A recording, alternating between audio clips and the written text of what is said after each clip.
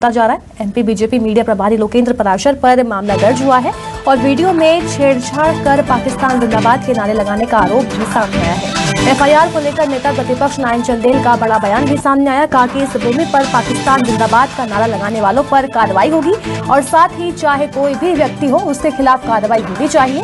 आगे बीजेपी नेता लोकेंद्र पराशर पर रायपुर में भी एफआईआर दर्ज की गई है। भारत जोड़ो यात्रा पर नारायण चंदेल का बड़ा बयान भी सामने आया। कहा कि राहुल गांधी के भारत जोड़ो यात्रा का औचित्य समझ नहीं आ रहा है। राहुल गांधी को जनता से जुड़े मुद्दों पर बात करनी चाहिए, तो जनता से जुड़े मुद्दों को उठाना चाहिए। बीजेपी नेता लोकेंद्र पराशर ने ट्वीट कर वीडियो भी जारी किया था।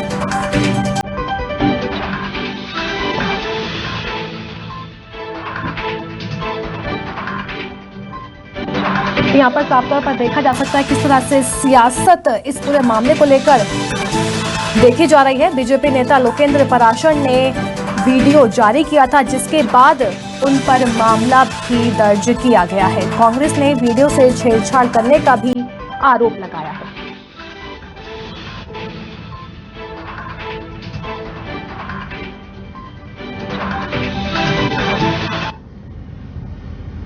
बीजेपी के संगठन महामंत्री ने ट्वीट किया है फेसबुक में, उसका रीट्वीट किया है अपना लोकेंद्र पराशर ने। ये क्या कर रहे हैं ये लोग कि जो राहुल गांधी जी जो एमपी में पद यात्रा कर रहे हैं, है ना, उसमें जो नारा लगाया जा रहा है ना, उसको कर्व करके उसको कूटनीतिक से फेक न्यूज बना के उसको रीट्वीट किया गया है। पाकिस्तान जिंदाबाद करके लोग नारे लगा रहे हैं, जो पूरा का फेक है। चाहे कोई व्यक्ति हो, अगर इस देश की भूमि पर कोई पाकिस्तान जिंदाबाद का नारा लगाए, कोई व्यक्ति हो, मैं नहीं जानता कि कौन व्यक्ति है, उसके खिलाफ कार्रवाई होनी चाहिए। भारत पाकिस्तान का क्रिकेट का मैच होता है, कई बार जब हमारी टीम पराजित होती है तो क्या दृश्य दिखता है, एक विशेष समुदाय के लोग किस प्रकार का नारा लगाते हैं। राहुल गांधी जी के भारत जोड़ो यात्रा का मेरे को तो औचित्य समझ में नहीं आता। भारत को क्या हो गया? राहुल गांधी जी को और कांग्रेस को मुद्दों पर बात करनी चाहिए। मेरे साथ मेरी सहयोगी नेहा केशरवानी रायपुर से जुड़ गई है। नेहा, देखिए, भारत जोड़ो यात्रा में पाकिस्तान जिंदाबाद के नारे जो हैं वो लगाए गए थे। खुद बीजेपी नेता ने वीडियो जारी कर इसकी पुष्टि की थी, इस बात की जानकारी दी थी, लेकिन उनके ऊपर एफआईआर दर्ज कर ली गई है और सियासत भी लगातार इस पूरे मामले को लेकर देखी जा रही है।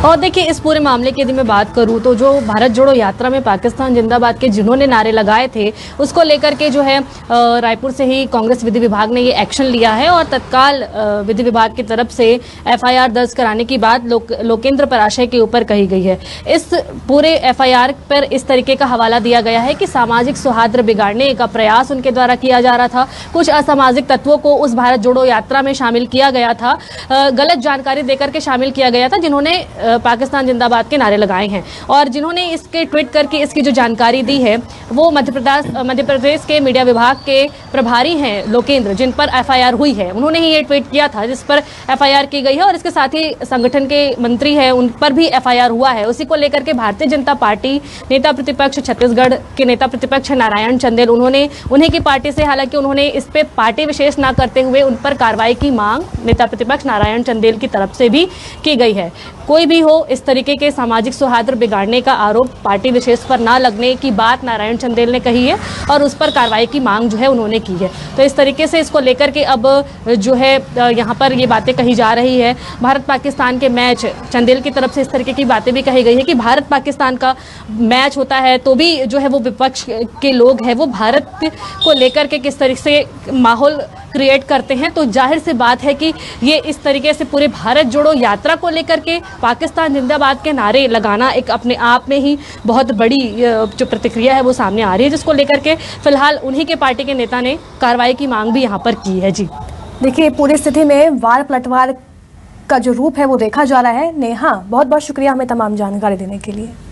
खबर भोपाल से है, जहां सीएम शिवराज सिंह चौहान से मिलने पहुंचे लोकेंद्र पराशर। रायपुर में एफआईआर के बाद पराशर ने सीएम शिवराज सिंह चौहान से मुलाकात की है। दरअसल भारत जोड़ो यात्रा को लेकर ट्वीट करने पर उन पर एफआईआर दर्ज की गई है। कल भारत जोड़ो यात्रा को लेकर पराशर ने ट्वीट किया था, जिसके बाद उन पर एफआईआर की गई और आज सीएम शिवराज सिंह चौहान से मिलने पहुंचे हैं लोकेंद्र पाराशर।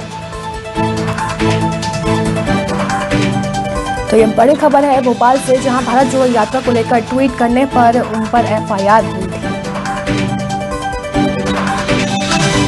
कांग्रेस ने जारी किया है, हमने तो कांग्रेस ने जारी किया है उसमें से लिया है। और भारत जोड़ो यात्रा में साफ साफ नारा लगाया जा रहा है पाकिस्तान जिंदाबाद। और राहुल गांधी उस यात्रा में खीसे निपोरते हुए चल रहे हैं। उन्होंने पलट के उस व्यक्ति को पकड़ने की भी कोशिश नहीं की, कोई सजा देने की कोशिश नहीं की, उस यात्रा से बाहर करने की कोशिश नहीं की। मेरे साथ मेरे सहयोगी अजय मिश्रा हमारे साथ जुड़ गए हैं। अजय, सीएम शिवराज सिंह चौहान से लोकेंद्र पाराशर मिलने पहुंचे, के मुद्दे को लेकर चर्चा की है और क्या कुछ बातचीत हुई इनके बीच में?